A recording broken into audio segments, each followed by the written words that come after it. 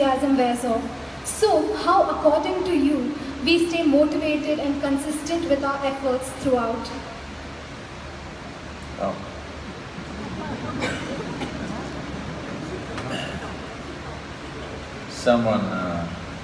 Someone else needs to motivate you only if you're doing something that you don't care to do.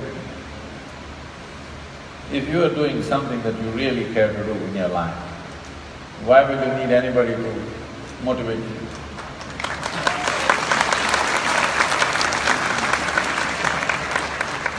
So it's important that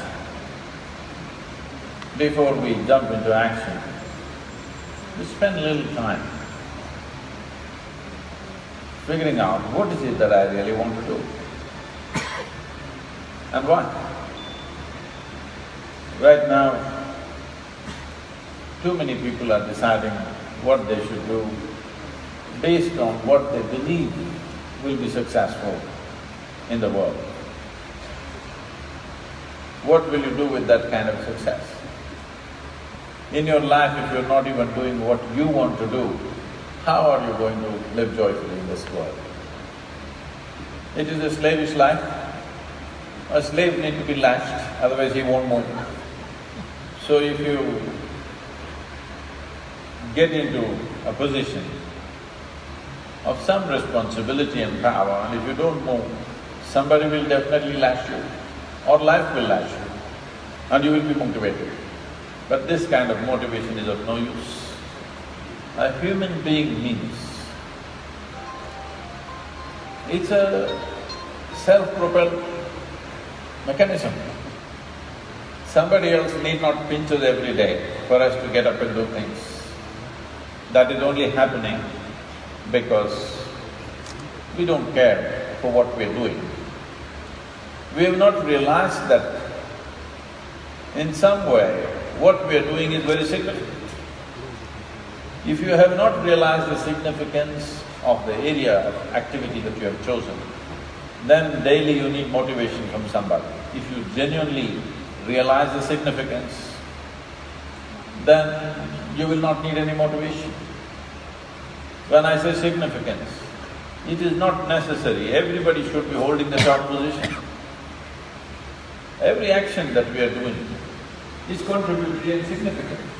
Most people don't see it, that's why. A simple job that somebody may be doing here, someone is driving a bus, someone is opening the gate in the morning. Important or not? Significant? Very significant. But he may not be experiencing it that way.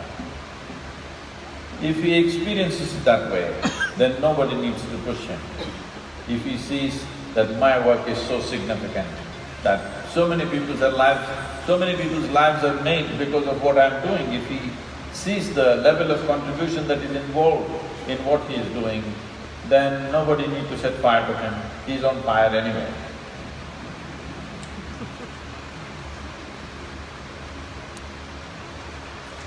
I've seen, I never did this because the education didn't seem that important to me, but I've seen people copying answers around me, but I've never seen people copying questions.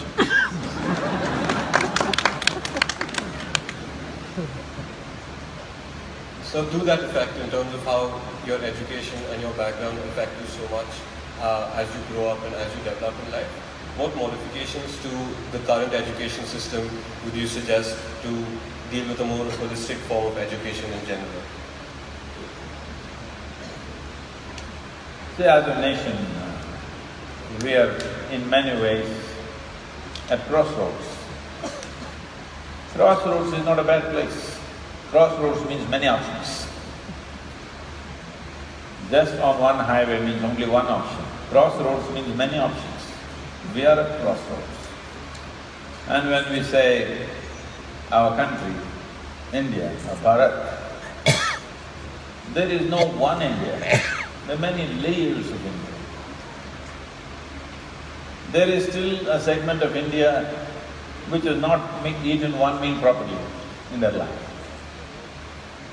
There is a segment of India which is hugely malnourished.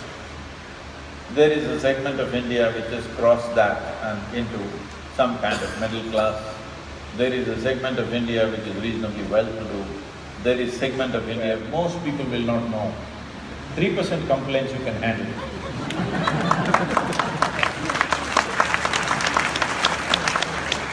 But we are going on upgrading the outside without upgrading the human being. Life here will become wonderful only if we upgrade the human being. This is important, this is the most important thing right now.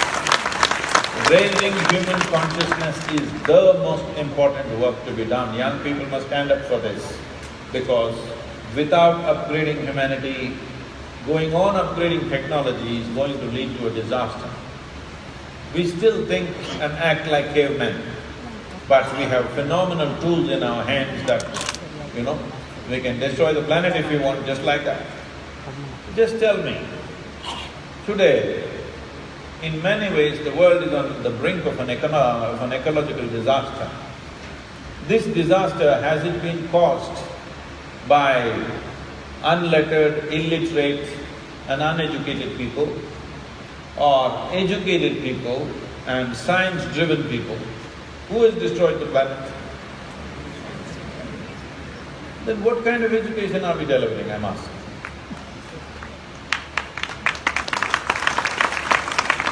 It's unfortunately the educated who are destroying the planet, isn't it?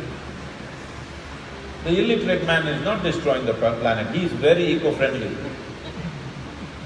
But this is happening because we have a twisted sense of knowledge.